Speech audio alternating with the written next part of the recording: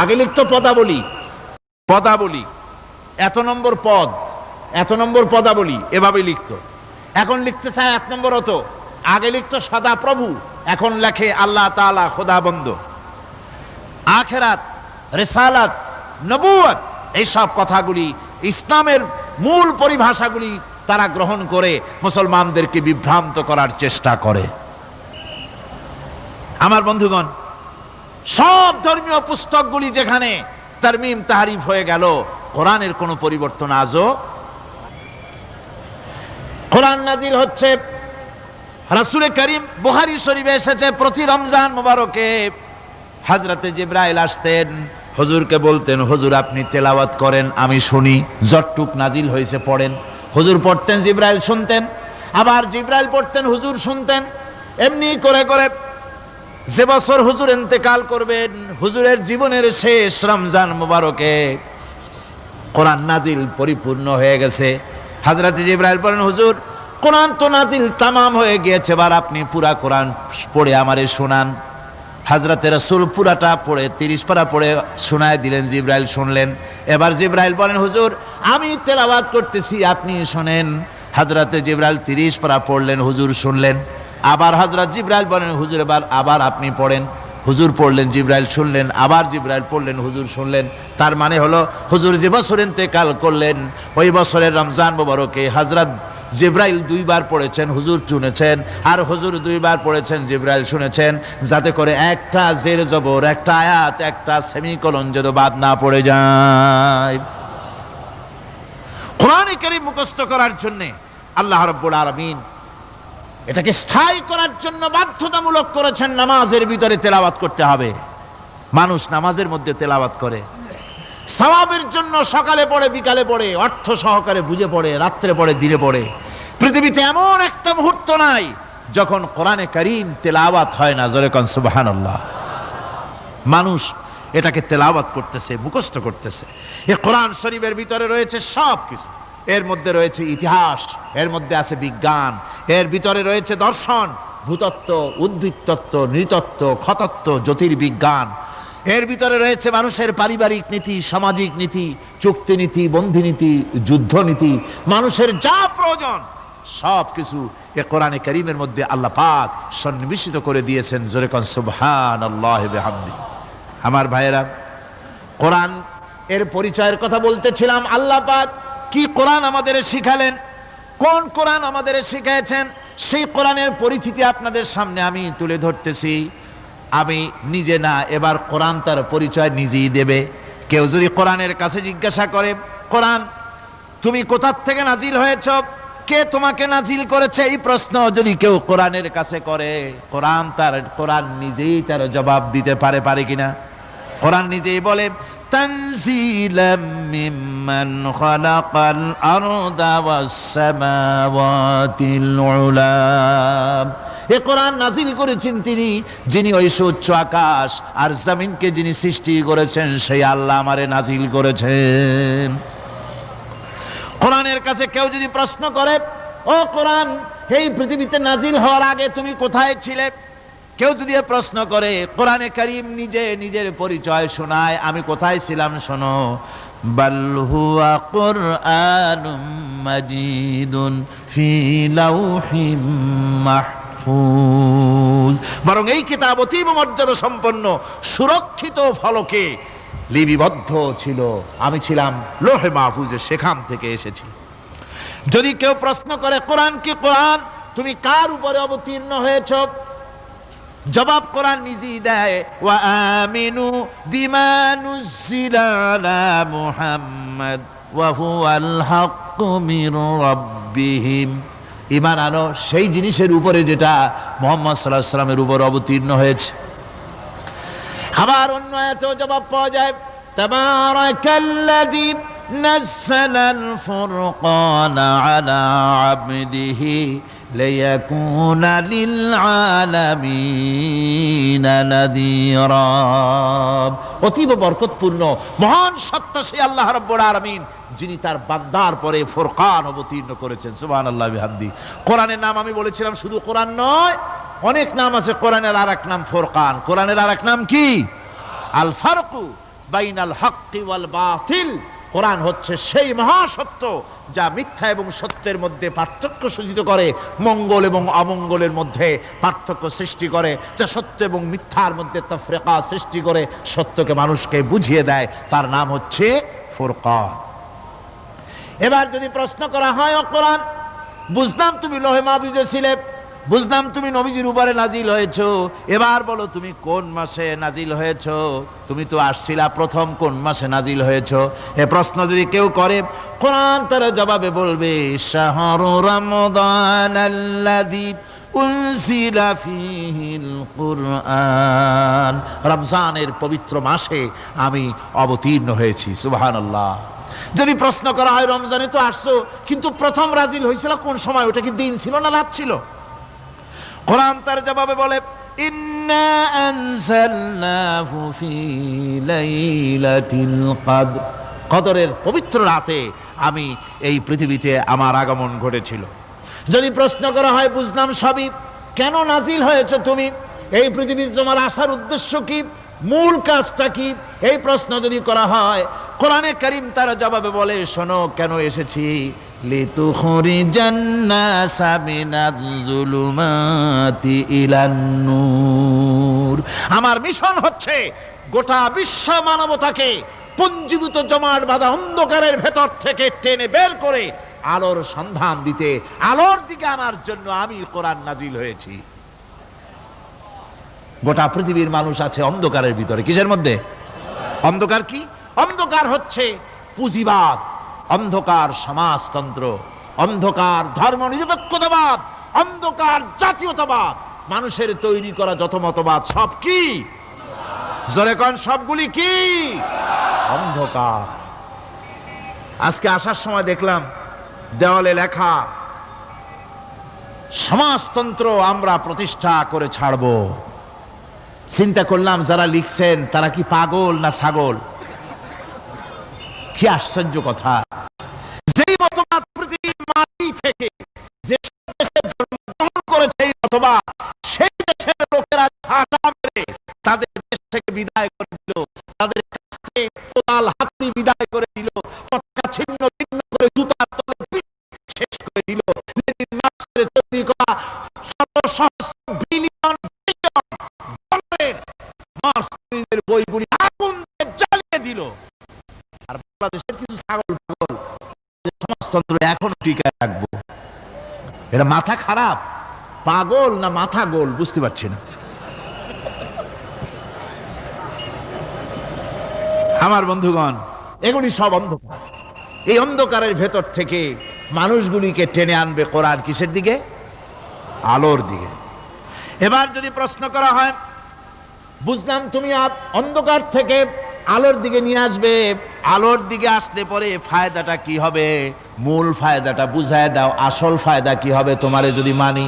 কোরআন তার জবাব দেয়, নিজের পরিচয় নিজে তুলে ধরে, ফামান তাবিআ হুদায়া ফালা খাউফুন আলাইহিম ওয়ালা হুম ইয়াহজানুন। এই কোরআনকে যদি মেনে চলো, এই কোরআনের আইন যদি মানো, সমাজে মানো, ব্যক্তিতে মানো, পরিবারে মানে, রাষ্ট্রে মানো, জীবনের সব ক্ষেত্রে সমস্ত জায়গায় যদি এই কোরআনকে মেনে চলো, ফালা খাউফুন আলাইহিম, তাহলে তোমাদের কোনো ভয় থাকবে না, ওয়ালা হুম ইয়াহজানুন, কোনো চিন্তাও থাকবে না। কিসের ভয় থাকবে না?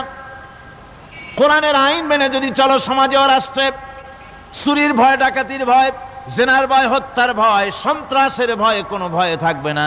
ওয়ালা হুম ইয়াহজানুন, চিন্তাও থাকবে না। খাওয়া পড়া, শিক্ষা, চিকিৎসা, বাসস্থান, এগুলির কোনো চিন্তা থাকবে না। কোরআনের সমাজে সব কিছুর গ্যারান্টি দেওয়া হবে, সবগুলি পেয়ে যাব। এখন যদি আবার প্রশ্ন করা হয়, কোরআন বুঝলাম তোমারে মানলে পরে সব ফায়দা হবে, তাহলে এবার জবাব দাও, তোমার ভিতরে কি রাজনীতি আছে নাকি? আমি তো মানুষ, আমার রাজনীতি করা লাগে। ম্যান ইজ সোশ্যাল অ্যানিম্যাল, আমরা তো জঙ্গলের পশু নই, আমরা তো মানুষ। আমাদের সমাজ আছে, আমাদের পৌর নির্বাচন আছে, আমাদের জাতীয় নির্বাচন আছে, আমাদের কলকারখানা আছে, জমিন আছে, আমাদের রাজনীতি, অর্থনীতি, সমাজনীতি আছে, পারিবারিক নীতি আছে, অনেক নিয়ম মালা আছে, নিয়ম নীতি আছে। তোমারে মানলে তোমার ভিতরে কি ওগুলো আছে নাকি, সে কথা বলো। কোরআন তার জবাবে বলে, وَنَزَّلْنَا عَلَيْكَ الْكِتَابَ تِبْيَانًا لِكُلِّ شَيْءٍ وَهُدًى وَرَحْمَةً وَبُشْرَى لِلْمُسْلِمِينَ। কোরআন জবাবে বলে, শুনে রাখো, শুধু অর্থনীতি সমাজনীতি নয়, শুধু রাজনীতি আর শিক্ষানীতি যুদ্ধনীতি নয়, তোমার জীবনে যা কিছু দরকার, ইহকালে যা কিছু দরকার, পরকালে সব কথাগুলি আল্লাহ রব্বুল আলামিন আমি কোরআনের সিনার ভিতরে খুলে খুলে বর্ণনা করে দিয়েছেন। সব কথা এ কোরআনে কারীমের ভিতরে রয়েছে। তোমার এমন কোনো জিনিস নাই যা তুমি কোরআনে কারীমের মধ্যে পাবে না। তোমার সমস্ত প্রয়োজন আমার বুকের মধ্যে আল্লাহ দিয়ে দিয়েছেন। বিজ্ঞান আছে, দর্শন আছে, ইতিহাস আছে, সব আছে এর মধ্যে। তবে কোরআনের মধ্যে বিজ্ঞান আছে বলে আমি এটাকে বিজ্ঞানের কিতাব বলবো না, দর্শন আছে বলে দর্শনের কিতাব আমি বলবো না, রাজনীতি আছে বলে কোরআনকে আমি রাজনীতির কোনো কিতাব বলবো না। কোরআন তাহলে কি? কোরআন হচ্ছে অর্থনীতি, সমাজনীতি, রাজনীতি, পারিবারিক নীতি, মানুষের জীবনের যা কিছু প্রয়োজন সমস্ত নীতিমালার নীতি গ্রন্থের নাম হতেছে কোরআনে কারীম। সমস্ত নীতিমালার নীতি গ্রন্থ কোরআন। এখানে রয়েছে সব কিছুর উৎস, যেটা গ্রহণ করলে পরে মানুষ আরামে থাকতে পারবে। অমুসলিম নাগরিক বৃন্দ তাদের নাগরিক মর্যাদা পাবে। মুসলমান, কৃষক, নারী, চিকিৎসা, কৃষিবিদ, সাধারণ মানুষ, রং, বর্ণ, ভাষা নির্বিশেষে গোটা মানব সভ্যতা আরামে বাস করতে পারবে। পশু পাখিও আরামে থাকবে, গাছপালাও আরামে থাকবে, যেহেতু নির্দেশ হয়েছে বিনা প্রয়োজনে গাছের পাতাটিও ছিঁড়ো না। ইসলামের সমাজ যদি চালু হয়, গাছেরাও আরাম পাবে, পাহাড়ও আরাম পাবে। চট্টগ্রামের লোকেরা যেভাবে পাহাড় কাটা আরম্ভ করেছে, এটা বড় দুঃখজনক। জুমলায় মোতারেজা একটা বলে দিলাম, অপ্রাসঙ্গিক হলেও জরুরি কথা। আপনারা পাহাড় কাটতেছেন না, আপনাদের নিজেদের পায়ে নিজেরা কুড়াল মারতেছেন। খবরদার পাহাড় কাটবেন না। আল্লাহর প্রকৃতির ভারসাম্য আপনারা নষ্ট করছেন বলে ওজোন স্তরে ফাটল ধরেছে। তা রিপেয়ার করার জন্য আজকে বিশ্বের সব বিজ্ঞানীরা হতাশ হয়ে গিয়েছে, পাগল হয়ে গেছে। কেমনে এই ওজোন স্তরের ফাটলকে রিপেয়ার করব? ওজোন স্তরটা কি? ওজোন স্তর হচ্ছে, সুবহানাল্লাহ, আল্লাহর যে কত দয়া। সূর্য, সেই সূর্যের রয়েছে আলট্রা ভায়োলেট রে, যাকে বাংলায় বলা হয় অতি বেগুনি রশ্মি। যে রশ্মিটা সৃষ্টি জগতে যদি আসে আর তা যদি কোনো প্রাণীর শরীরকে টাচ করে, তাহলে সমস্ত প্রাণী ক্যান্সার হয়ে, এক্সিমা হয়ে, বিখাউজ হয়ে, অ্যাজমা হয়ে সমস্ত প্রাণী মরে যাবে, কেউ বাঁচবে না। মারাত্মক রশ্মি। সেই রশ্মিটা যাতে সৃষ্টি জগৎকে টাচ করতে না পারে, সেজন্য আল্লাহ পাক একটা ওজোন স্তর তৈরি করেছেন। ওখানে এসে ওটা বাধাপ্রাপ্ত হয়, পৃথিবীর মাটিতে আসে না। যা কিছু পৃথিবীর মানুষের জন্য, পৃথিবীর জন্য কল্যাণকর, সেগুলি সূর্য থেকে আসতে থাকে। সুবহানাল্লাহ বিহামদি। যেটা ক্ষতিকর সেটা আল্লাহ পাক আটকায় রাখেন। এখন সেই ওজোন স্তরে ফাটল ধরলো। কেমনে ফাটল ধরলো? ফাটল আপনি আমি ধরাইছি। আপনি বলবেন যেটা কেমন কথা, আমি তো ওইখানে যাই নাই, আমি ফাটল ধরাইলাম কেমনে?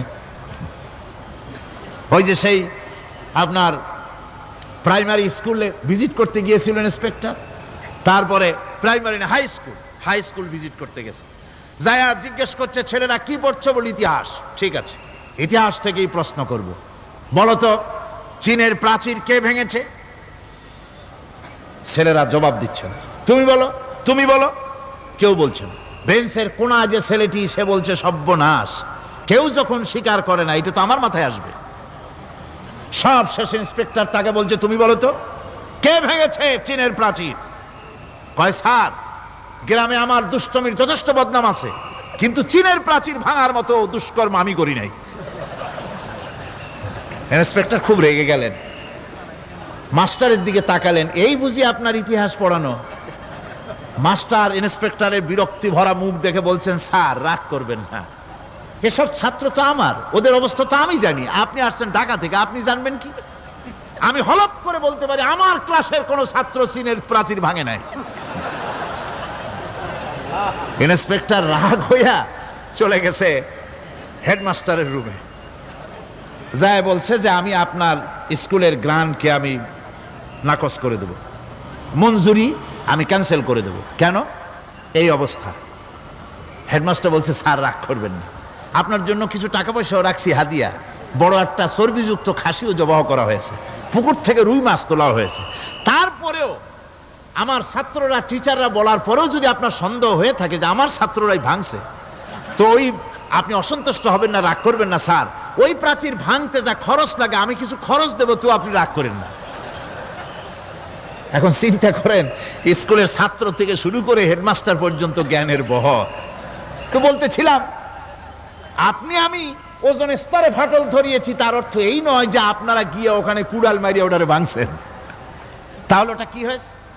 কোরআনে কারিমে রব্বুল আলামিন বলেন, ওয়ামা আসাবাকুম মিন মুসিবাতিন ফাবিমা কাসাবাত আইদিকুম ওয়া ইয়াফু আন কাসীর।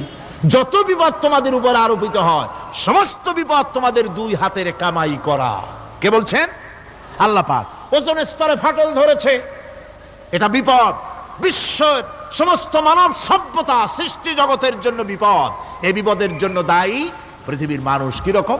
সেটা হচ্ছে গাড়ির পেছন থেকে যে কালো ধোঁয়া বের হয়, কল কারখানার চিমনি থেকে যে কালো ধোঁয়া বের হয়, এই কালো ধোঁয়াগুলি, তারপরে সমস্ত কেমিক্যাল উইপেন সেগুলি যে টেস্ট করা হয়, তার রিয়াকশন ইত্যাদি, এই কালো ধোঁয়া এবং সমস্ত মারণাস্ত্রগুলি এক্সপেরিমেন্ট করার সমস্ত এই রিয়াকশনগুলি সবগুলি গিয়ে ওই ওজন স্তরে ফাটল ধরিয়ে দিয়েছে। আস্তে করে পাতলা হয়ে এটা ফেটে গিয়েছে, অতি বেগুনি রশ্মি আসা শুরু করেছে।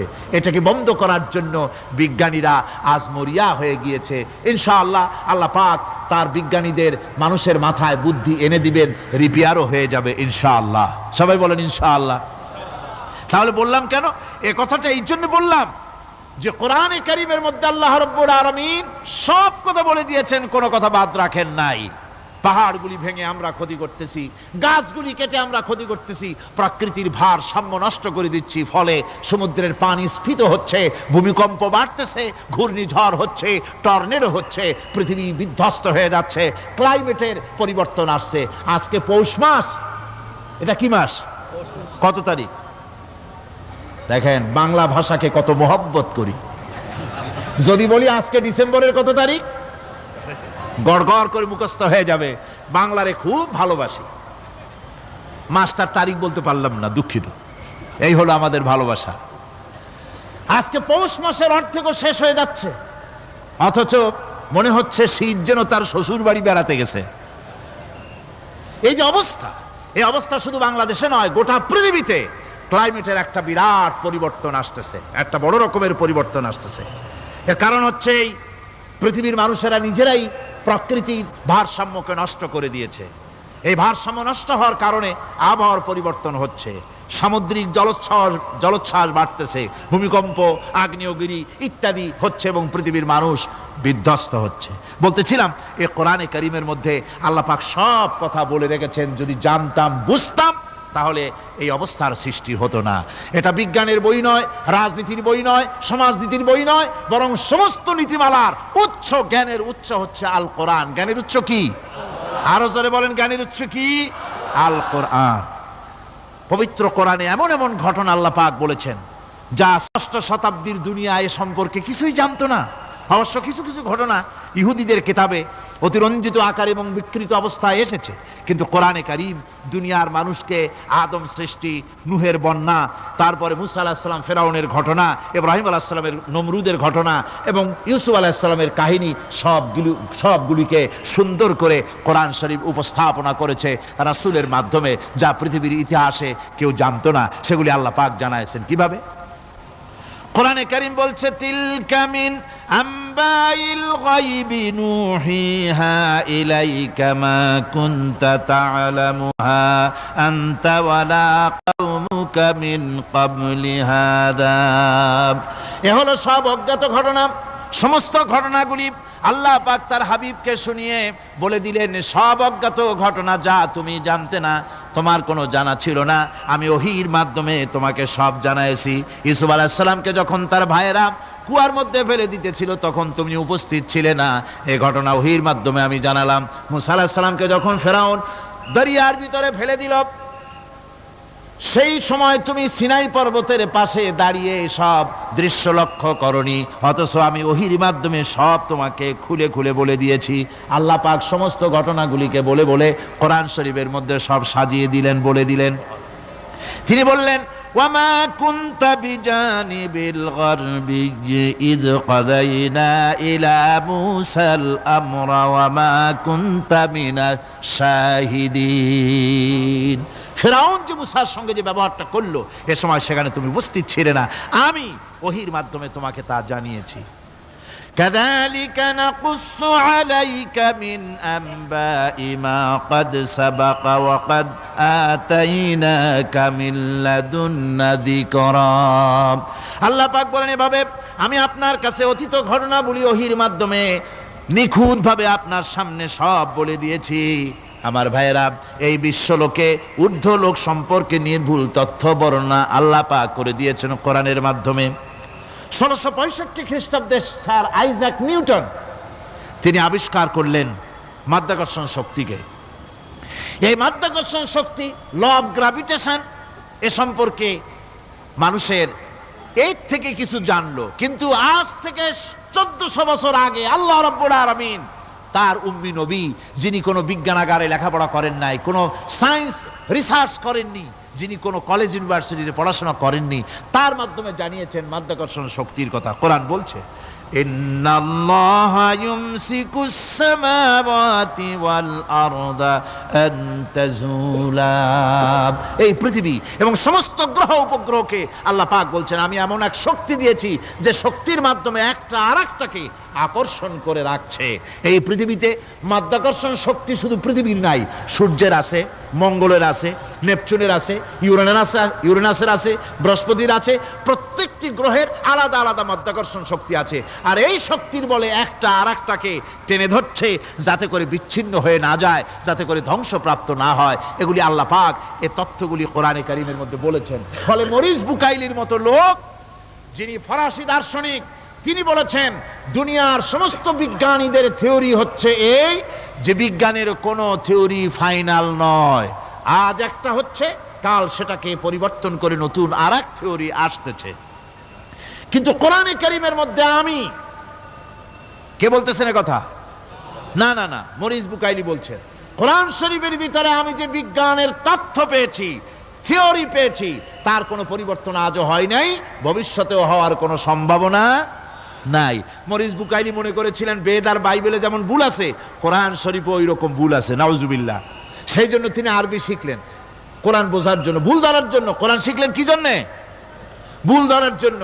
আর এমন শেখা শিখছেন, ওই আরবি শিক্ষা মানে আমাদের দেশের লোকদের মতো আনাকুম জানাকুম শেখে নাই, ভালো করেই শিখছে, ভালো করেই মুখস্থ করেছে, তার ভালো করে আরবি শিখেছেন, তারপরে কোরআন শরীফ পড়েছেন, তারপরে তিনি এ কোরআন পড়ে তেলাওয়াত করে বুঝে এরপরে তিনি বই লিখেছেন দি Bible, the Quran and science.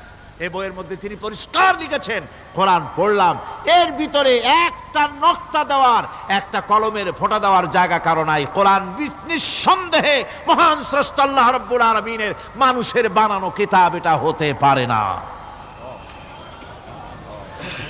সুতরাং কোরআন শরীফের মধ্যে আল্লাহ পাক সব কথা বলে দিয়েছেন। বিজ্ঞানের সাথে কিন্তু কোরআনের সংঘর্ষ নাই। অনেকে মনে করে যে বিজ্ঞান আর কোরআন এর মধ্যে বিরাট সংঘর্ষ। না, বিরাট সংঘর্ষ নয়, দুই একটা পয়েন্টে সংঘর্ষ থাকতে পারে। অধিকাংশ ব্যাপারই বিজ্ঞান, আমি মনে করি বিজ্ঞানের আবিষ্কার যত বাড়বে, কোরআন বোঝা মানুষের জন্য তত সহজ হবে। এটা আমার ধারণা, এটা আমার ধারণা।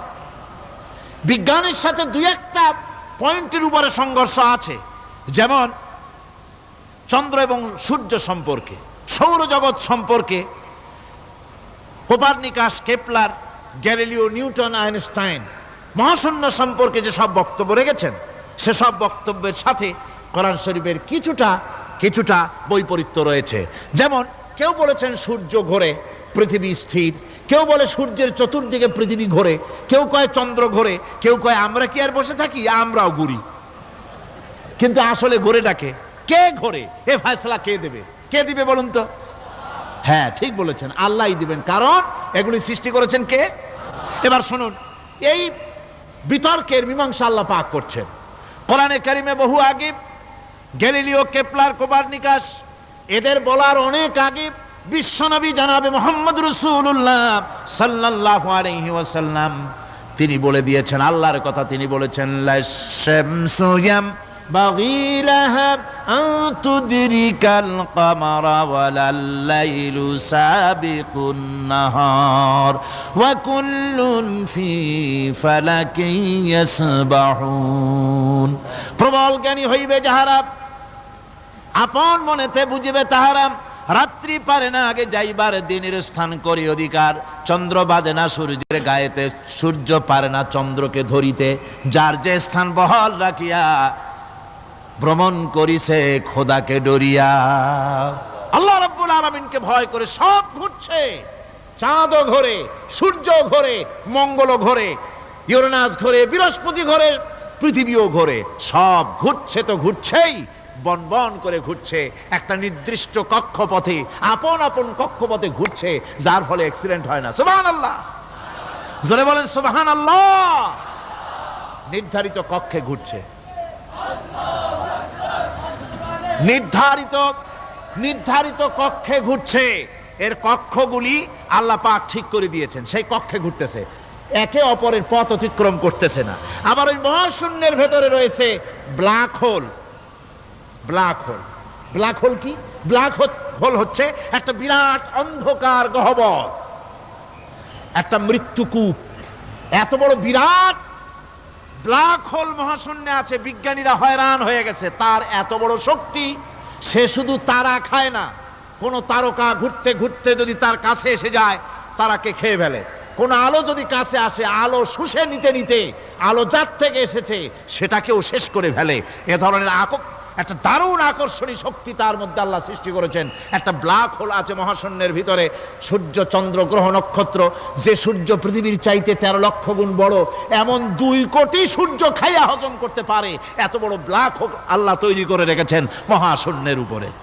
রয়েছে মিল্কি ওয়ে, রয়েছে গ্যালাক্সি, অন্তত 10,000 কোটি, 10 সহস্র কোটি তারকা দিয়ে সমৃদ্ধ গ্যালাক্সি মিল্কি ওয়ে, যেটা অন্ধকার রাত্রে, তারকা সজ্জিত রাতে উত্তর দক্ষিণ দিকে টানা একটা পথের মতো দেখা যায়। এটা হচ্ছে গ্যালাক্সি, এইটাকে বলা হয় মিল্কি ওয়ে। এটা হচ্ছে ছায়াপথ। অসংখ্য তারকা এর মধ্যে রয়েছে। কত বড় বড় তারকা, অনেক দূরে, তাই আমরা দেখি বিন্দু বিন্দু। আসলে কি বিন্দু না, কত বড় জানেন?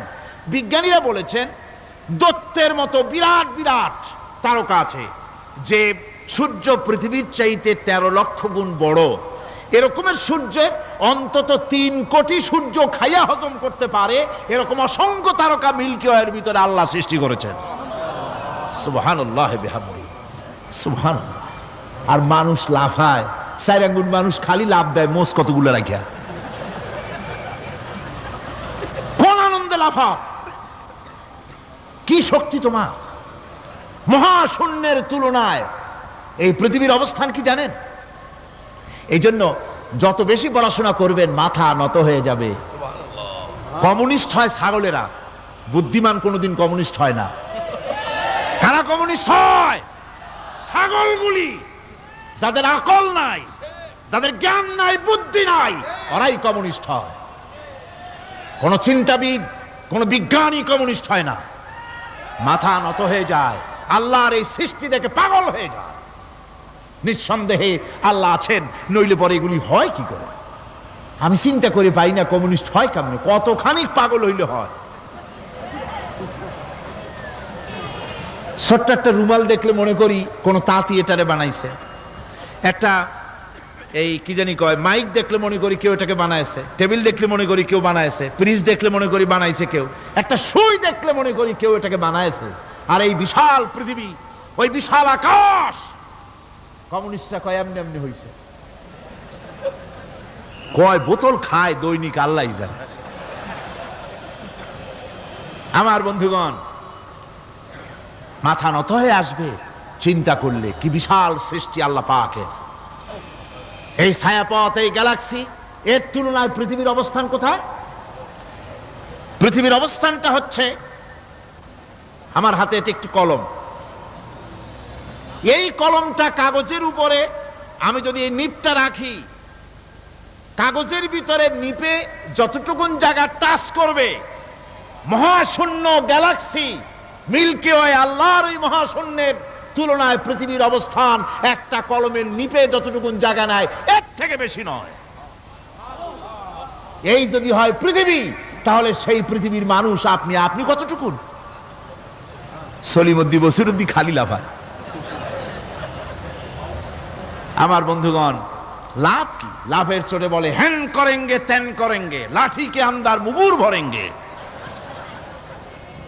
কয়দিন পর শোনা যায় শীত হয়ে পড়ছে, কিছু নাই। সুতরাং আল্লাহ পাকের অসীম সৃষ্টি জগৎ, এর সঙ্গে বিজ্ঞানের সংঘর্ষ কম, দুই একটা পয়েন্টে আছে, বাকি সবগুলিতে বিজ্ঞানের আবিষ্কার যত বাড়তেছে, আল্লাহরে চেনা, সৃষ্টি জগৎকে জানা মানুষের জন্য তত সহজ হচ্ছে। এই কথাগুলি আমি সামনের দিকে আরো বলবো ইনশাআল্লাহ। সবাই বলেন ইনশাআল্লাহ, যাতে আমাদের বুঝে আসে।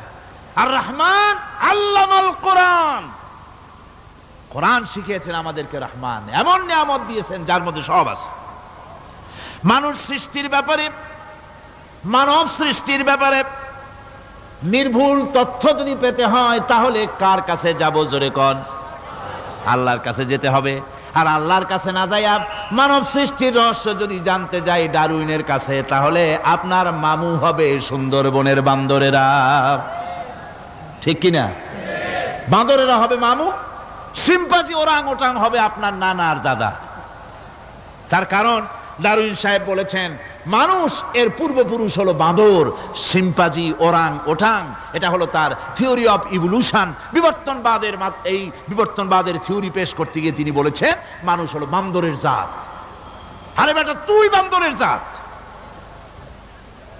নিজের লেজ কাটিয়া সকলের লেজ কাটা আরম্ভ করতে যাচ্ছে। কি পাগলের পাগল, মানুষ হয়েছে বান্দরের জাত। আশ্চর্য কথা। কেমনে কইলে?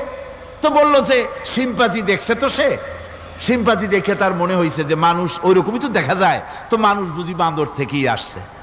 আমি বলি পৃথিবীতে এমন পাগল আমি কোনোদিন দেখিও নাই, শুনিও নাই যে কোনো পাগল পাবদা মাছ দেখে বলেছে যে এটা হচ্ছে বোয়াল মাছের পূর্বপুরুষ। টাকি মাছ দেখে কোনো ছাগলেও বলেছে আজ পর্যন্ত যেটা হলো শোল মাছের পূর্বপুরুষ। পুঁটি খাইতে খাইতে আস্তে আস্তে বিরাট শোলে পরিণত হয়ে গেছে, কোনো পাগলেও বলেনি। আচ্ছা, মেনে নিলাম ডারউইন সাহেবের থিওরি, মেনে নিলাম এক সেকেন্ডের জন্য যে বান্দর থেকেই মানুষ হইছে। এখনো তো বানর প্রজাতি আছে না শেষ হয়ে গেছে? আছে কিনা? তাহলে সুন্দরবনে যান, যে দেখুন কোন বাঁদর কি এ পর্যন্ত দেখা গেছে যে কোমর পর্যন্ত মানুষের মতো হয়ে গেছে? আর একটু দুধ আর পনির আর একটু এই শুটকি মাছ লোট্টা ফিশ খাওয়াইলে আর কদিনের মধ্যে এই বান্দরটা মানুষ হয়ে যাবে। হয়েছে এরকম? বাঁদরের 12 আনা মানুষ হয়ে গেছে, 14 আনা মানুষ হয়ে গেছে, আর অল্প একটু বাকি। এরকম দেখা গেছে কোথাও? দেখা যায়নি। এগুলি পাগলামি কথা, পাগলামি কথা। মানুষ বানর থেকে আসেনি, মানুষ ওরাং ওটাং থেকে আসেনি, মানুষ শিম্পাজি থেকে আসেনি। মানুষ এসছে কোত্থেকে? এটা জানতে হলে, এ নির্ভুল তথ্য জানার জন্য আসতে হবে কোরআনের কাছে। কার কাছে? আল্লাহ রাব্বুল আলামিন তার হাবিবের মুখ থেকে মানব সৃষ্টি রহস্য তিনি উদ্ঘাটন করে দিয়েছেন। তিনি বলেছেন, দুনিয়াবাসীকে শুনিয়েছেন, ফালয়ানজুরিল ইনসানু মিম্মা খুলিকা মিম্মা ইন দাফিকিন ইয়াখরুজু মিন বাইনিস সুলবি ওয়াত তারাইব। আল্লাহ পাক বলেন, মানুষ কি তার সৃষ্টি রহস্য দেখে না? কেমনে তাকে আমি সৃষ্টি করেছি? মায়ের বক্ষ পিঞ্জর থেকে, বাপের পৃষ্ঠ থেকে সবেগে নির্গত এক ফোঁটা নাপাক পানি দিয়ে আমি আল্লাহ মানুষকে সৃষ্টি করেছি। বান্দর থেকে নয়, ওরাংওটাং থেকে নয়, শিম্পাজি থেকে নয়। মানুষের অরিজিন মানুষ।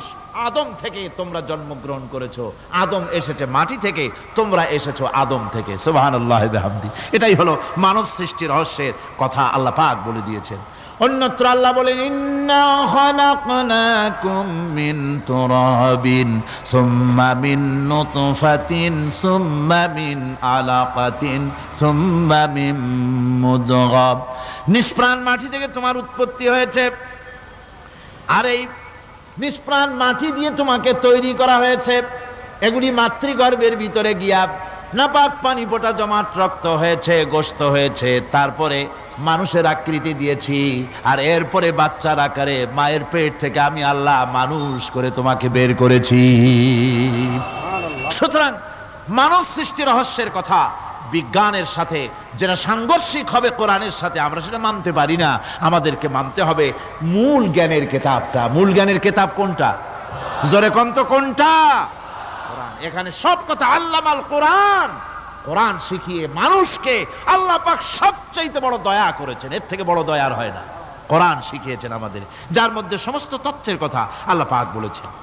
The universe and doctor Einstein বইয়ের ভিতরে লেখা হয়েছে যে একদিন এমন হবে যখন ধীরে ধীরে সূর্য তার আলো হারিয়ে ফেলবে, চন্দ্র নিষ্প্রভ হয়ে যাবে, আর পৃথিবী আস্তে আস্তে তার গতি হারিয়ে ফেলবে। একথা আজকের বিজ্ঞানীরা অথবা আজ থেকে কয়েক বছর আগের বিজ্ঞানীরা একথা বলছেন। কিন্তু রাসূল করিম সাল্লাল্লাহু আলাইহি ওয়াসাল্লামের মুখ থেকে আজ থেকে 1400 বছর আগে, যিনি বিজ্ঞানাগারে মোটেও পড়াশোনা করেননি, লিখতে জানেন না, পড়তে জানেন না, সই করতে জানেন না, বিজ্ঞান আজ যে কথা বলছে সেই কথা 1400 বছর, 1500 বছর আগে রাসূল করিমের মুখ থেকে আল্লাহ পাক বলছেন।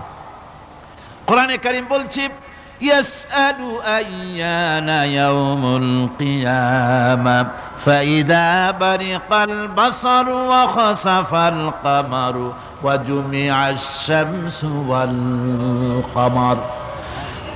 হে রাসূল, রাসূলের কাছেরা জিজ্ঞাসা করে কিয়ামত কবে হবে? আল্লাহ পাক বলেন, বলে দিন যেদিন চন্দ্র তার আলো হারিয়ে ফেলবে, যেদিন সূর্য তার আলো হারিয়ে ফেলবে, আর চন্দ্র আর সূর্য সব একাকার হয়ে যাবে। হাজারা বলছে চাঁদে আলো থাকবে না, সূর্য আগের থেকে তার উত্তাপ এবং আলো স্তম্ভিত হতেছে, এবং হতে হতে এমন এক পর্যায়ে আসবে যখন সূর্য আলো হারিয়ে ফেলবে। বিজ্ঞানীরা গত 4-5 বছর আগে এ বক্তব্য রেখেছেন, কিন্তু 1400 বছর আগে বিজ্ঞানের লালনাগারে লেখাপড়া না করে হুজুরের মুখ থেকে আল্লাহ কথা বলে দিয়েছেন। তাহলে বিজ্ঞানের আসল কিতাব কোনটা? জোরে বলেন কোনটা? আল্লাহ পাক আরো বলেন ইজাশ শামসু কুবিরাত ওয়া ইযান নুজুমুন কাদারাত ওয়া ইযাল জিবালু সুজ্জিরাত। তারকাগুলি, সূর্যের আলো থাকবে না, নক্ষত্রগুলো স্থানচ্যুত হয়ে যাবে, কক্ষচ্যুত হয়ে যাবে, পাহাড়গুলিকে পরিচালিত করে দেওয়া হবে, কিছুই থাকবে না, সব শেষ হয়ে যাবে। বিজ্ঞানীরা আজ বলতেছে যে সব শেষ হয়ে যাবে, কিছুই থাকবে না, সব শেষ হবে। বিজ্ঞানীরা বলতেছেন, কোরআন অনেক আগে বলেছে কুল্লু মান আলাইহা ফান ওয়া ইয়াবকা ওয়াজহু রাব্বিকা যুল জালালি ওয়াল ইকরাম। সব শেষ হয়ে যাবে, বিশ্বে যা কিছু আছে সব লয় হবে, ক্ষয় হবে, ধ্বংস হবে, কিচ্ছু থাকবে না, থাকবেন শুধু আল্লাহ সুবহানাহু ওয়া তাআলা। সুবহানাল্লাহি ওয়া বিহামদি। কোরআনে কারীম একথা বহু আগে আমাদেরকে জানিয়ে দিয়েছে। সুতরাং আসল জ্ঞানের কিতাবটাই হচ্ছে কোরআনে কারীম। এই কোরআনের কাছে আমরা যত যেতে পারবো, যত কোরআন বুঝতে পারবো, ততই আমাদের জন্য আমরা সমৃদ্ধ হতে পারবো, আমাদের উপর আল্লাহর রহমত আসবে, আমরা সমাজ চালাতে পারবো, আমরা দেশ চালাতে পারবো, আমরা দুনিয়ায় শান্তি পাবো, আমরা আখিরাতেও মুক্তি লাভ করতে পারবো। কোরআনে কারীম সমস্ত বিজ্ঞানের উৎস, দর্শনের উৎস। এইটা না জানলে কিছুই জানা হয় না, এইটা জানা হলে সব জানা হয়। পণ্ডিত আপনার ডক্টর শহীদুল্লাহ, আল্লাহ জান্নাত নসিব করুন, সবাই বলুন আমিন। তিনি বলতেন, বড় বড় সেমিনারে গিয়ে বলতেন তিনি, যে আপনারা যারা বক্তব্য রাখতে এসেছেন, জনগণকে বলছি না, যারা বক্তব্য রাখতে এসেছেন, MA পাস করেছেন, ডিগ্রি করেছেন, PhD করেছেন, FRCS করেছেন, বহু কিছু ডিগ্রি আপনারা লাভ করেছেন, নামের আগে 6 হাত লম্বা ডিগ্রি আপনারা লাগাইছেন, আপনারা পণ্ডিত ঠিকই, কিন্তু এই কোরআন শরীফের জ্ঞান যদি আপনাদের না থাকে, আপনারা পণ্ডিত, তবে আপনারা মূর্খ পণ্ডিত। কি পণ্ডিত? কি পণ্ডিত? মূর্খ পণ্ডিত। ওরা বলে যে মৌলবীরা জানে কি, মৌলবীরা জানে কি?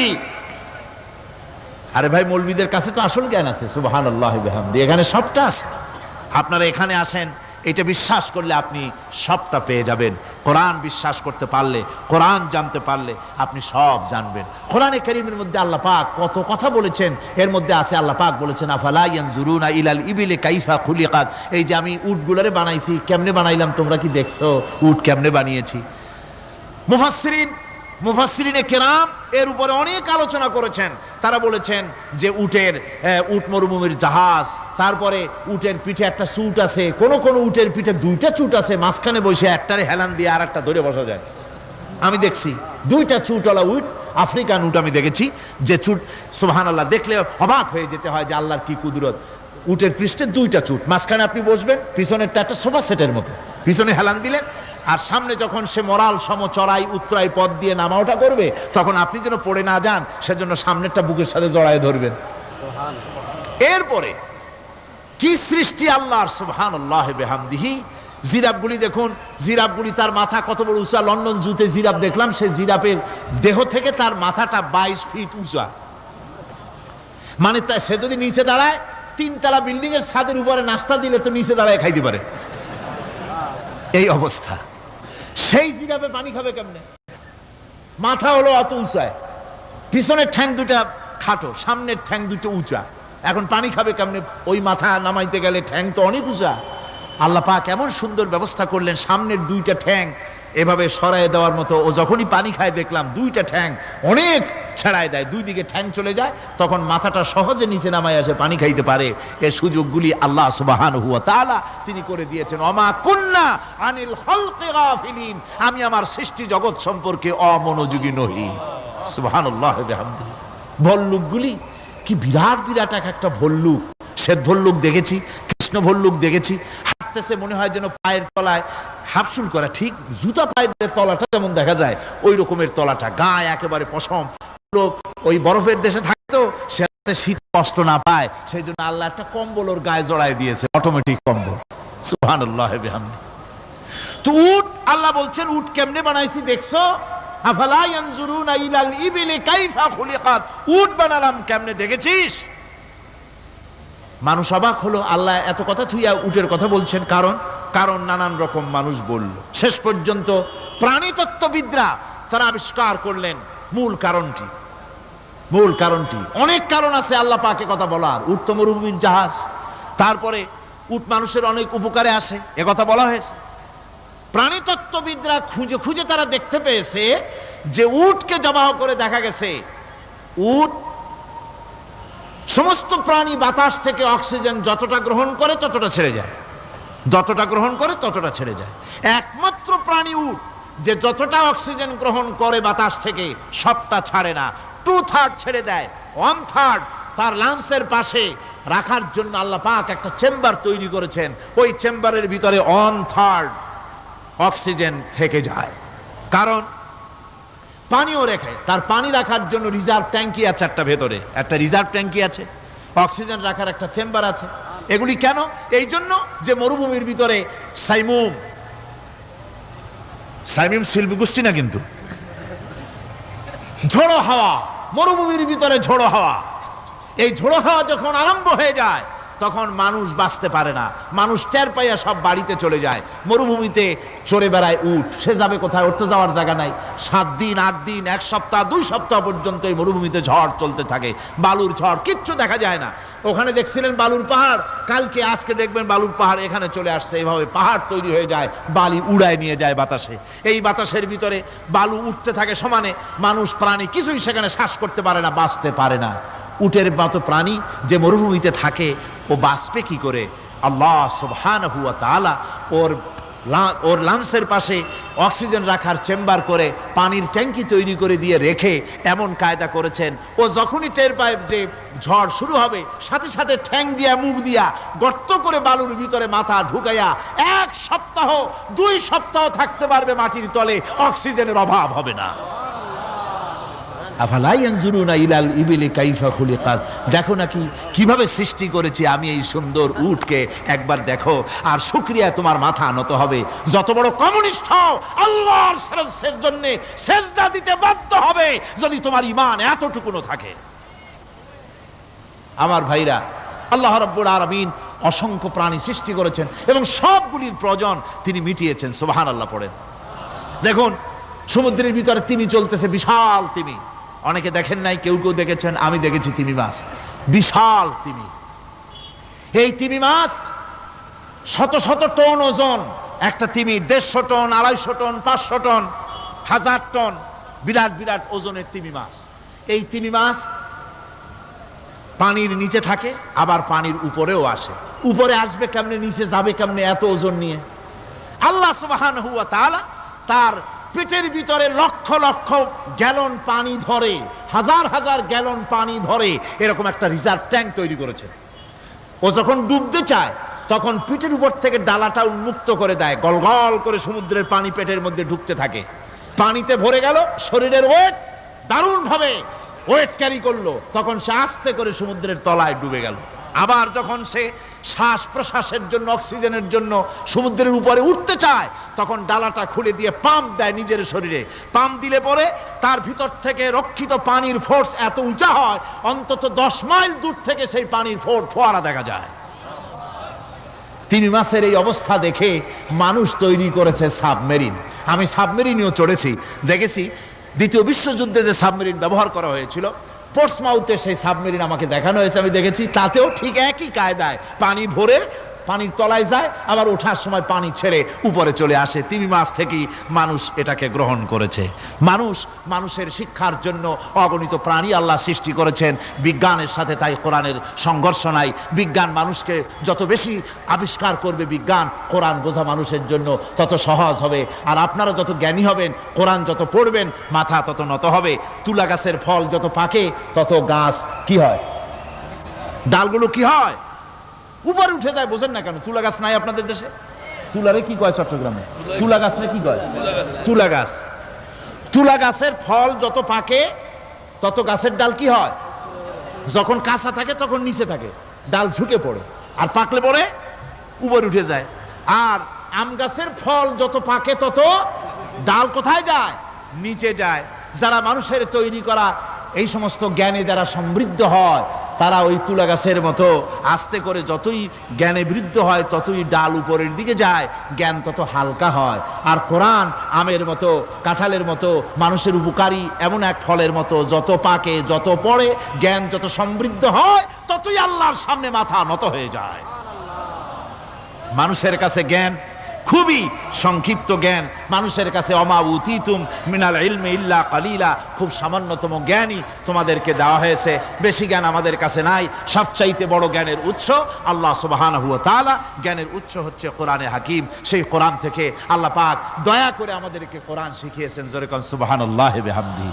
এই কোরআনের সব কথা আল্লাহ আর রহমান আল্লামাল কোরআন, আল্লাহর সবচাইতে বড় দয়া আমাদেরকে কোরআন শিখিয়েছেন। জোরে কোন সুবহানাল্লাহ। সেই কোরআনের মর্যাদা, সেই কোরআনের শিক্ষা, সেই কোরআন দিয়ে আমাদের কি ফায়দা ইত্যাদি কথা আমি ধীরে ধীরে আপনাদের সামনে আলোচনা করব ইনশাআল্লাহুল আজিজ। সবাই বলেন আমিন। আমার ভাইরা, এই আলোচনা থেকে কেউ মাহরুম হবেন না, এই আলোচনা থেকে কেউ মাহরুম হবেন না। একজনে গতকাল বলেছিলাম 3 জনকে যদি দাওয়াত দিয়ে আনেন তাহলে ফায়দাটা কি জানেন? আপনার দাওয়াতে একটা ভাই যদি অতিরিক্ত আসেন এ মাহফিলের মধ্যে ওয়াজ শোনার জন্য, কোরআন শুনলেন, কোরআনের দিকে আকৃষ্ট হলেন, নামাজি হলেন, দিনদার হলেন, পরেজগার হলেন, আপনি মরে যাবেন, কিয়ামত পর্যন্ত এই সব আল্লাহ পাক আপনার আমলনামায় লিখে দিবেন। জোরে বলেন আমিন। আরো জোরে বলেন আমিন। আল্লাহুম্মা আমিন। ربنا ظلمنا أنفسنا وإن لم تغفر لنا وترحمنا لنكونن من الخاسرين ربنا لا تزغ قلوبنا بعد إذ هديتنا وهب لنا من لدنك رحمة إنك أنت الوهاب ربنا العالمين।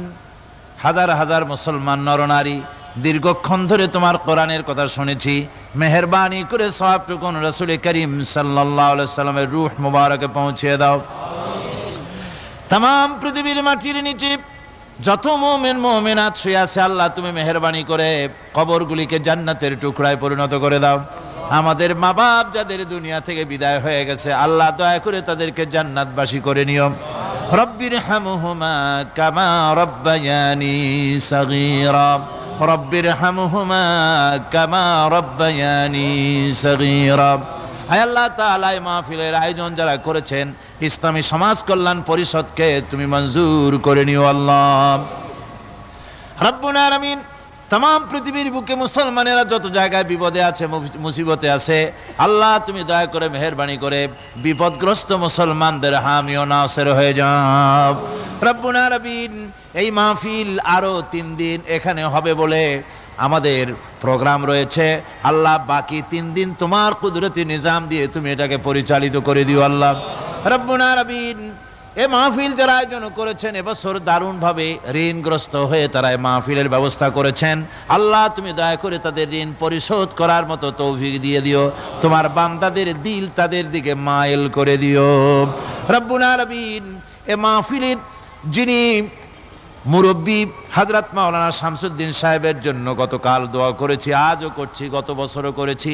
তোমার কাছে আমরা কাঁদতেই থাকবো, দোয়া করতেই থাকবো, যেহেতু তোমার দরজা ছাড়া আর বান্দার কোনো দরওয়াজা নাই রব্বুল আলামিন। তুমি মেহেরবানি করে আমাদের এই ভাইকে দয়া করে চক্ষুষ্মান করে দাও, তার দৃষ্টি শক্তি দয়া করে তুমি ফিরিয়ে দাও রব্বুল আলামিন। তুমি তোমার বান্দাদের দোয়া তোমার দরবারে মঞ্জুর করে নাও। মা বোনেরা কষ্ট করে প্রতিদিন আসেন, আয় আল্লাহ মা বোনদেরকেও হেদায়েত নসিব করে দাও, মা বোনদের যাতায়াত আসান করে দাও, আর তাদেরকে তোমার দিন বুঝে দিনের রাস্তায় চলার তৌফিক দিয়ে দিও। রব্বানা তাকাব্বাল মিন্না ইন্নাকা আনতাস সামিউল আলিম ওয়া তুব আলাইনা ইন্নাকা আনতাত তাওয়াবুর রহিম। সুবহান রাব্বিকা রাব্বিল ইজ্জাতি আম্মা ইয়াসিফুন وسلام على المرسلين الحمد لله رب العالمين بحق لا إله إلا الله محمد رسول الله. السلام عليكم ورحمة الله.